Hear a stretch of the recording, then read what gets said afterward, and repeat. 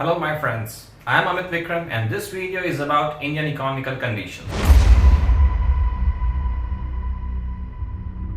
Indian economy is nowadays facing an unprecedented phenomena of rising fiscal deficit and crunching in GDP growth. And this time this economical slowdown is more about the structure than of a general cycle. Each and every indicators of economical push are suggesting a crunch. Government expenditure, investment, export and private consumption all are under stress. Doubtlessly, our production capacity is still high, but demand, the private consumption has fallen, thus causing this time slowdown. And the revival is much in the hands of private sector investors, and unfortunately their confidence has shaken. And if we see conditions of export, which is much depends upon the international economics, is also not showing very enthusiastic conditions. Trade war going between US and China, uncertain conditions of Gulf region, and tinkering relations among the nations of more nation-centric economy than to take the global responsibility are suggesting nowhere positive signs for India. We can improve if we take steps like trade felicitations, like managing exchange rates, removing bottlenecks, and reducing delays in GST payments, and even reducing rate of interest for export-based units from 14% per annum, which is for domestic producers, in compared to 3 to 4%, which capital is provided in developed markets. And if we follow all of these steps, then we can stand up our export base and our export industry. And one more thing, India is taking part by just 2% global trade share. We can easily achieve additional 1% if we do some sincere efforts in the similar direction. It's the responsibility of government to rejuvenate private sector demand and thus consumption. And for that sake, government can put its money into this gap. And this government expenditure for a short run of time can raise demand artificially. But in the long term, there are some constraints.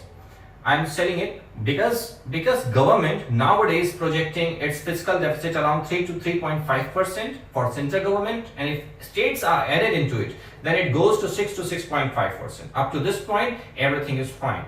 But there is a catch. Actually, government is maneuvering its fiscal deficit by not clearing its dues. Government is not clearing dues of GST payments.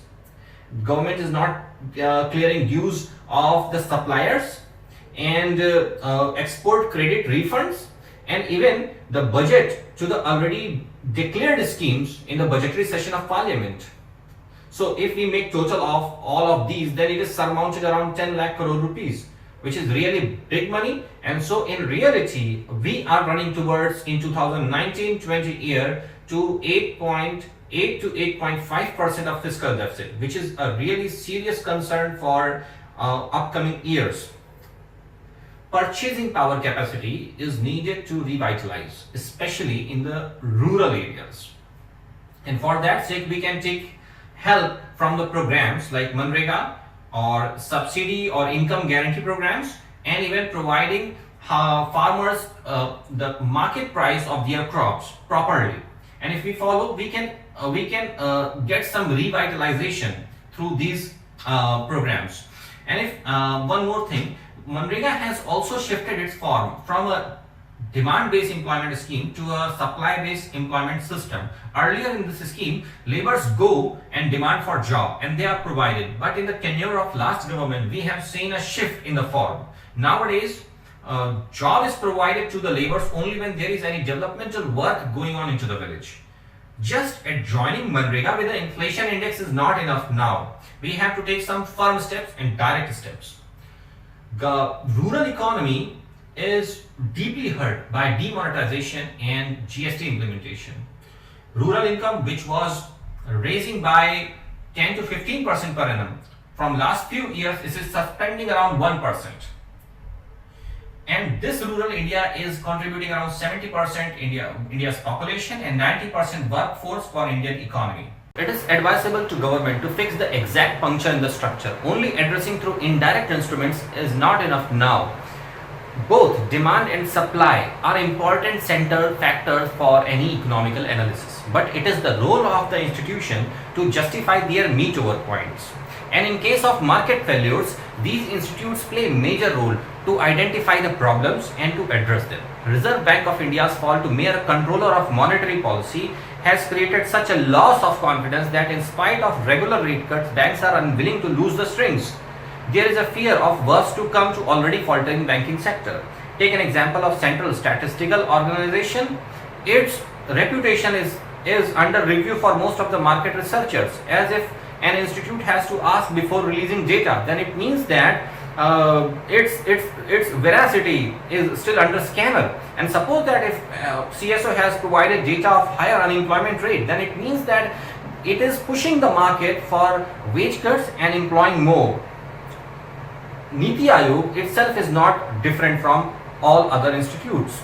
It is suffering from the guiding papers as course correction and introducing new agenda to the economy has become a fashion for government and for Niti Aayog itself.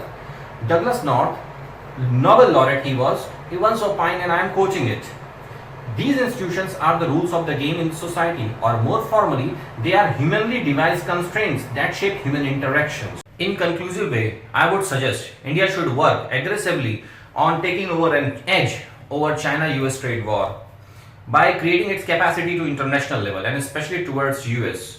All pending dues must be cleared and rural income must be increased through direct and immediate steps. All incomplete infrastructure projects, either government or private, including real estate business, must be completed through government intervention or through taking over by government. Ease of doing business environment for SMSCs and availability of liquidity for them must be ensured. And at last, reputation and independence of institution must be stabilized for creating credibility over its policies for investors. And I am pretty sure that if government would take mark of all these suggestions, then we would surely gain our two-digit GDP growth soon and revive our economy and work towards getting that big dream of $5 trillion economy for better and beautiful and prosperous India. That's it. Thank you very much. Thank you.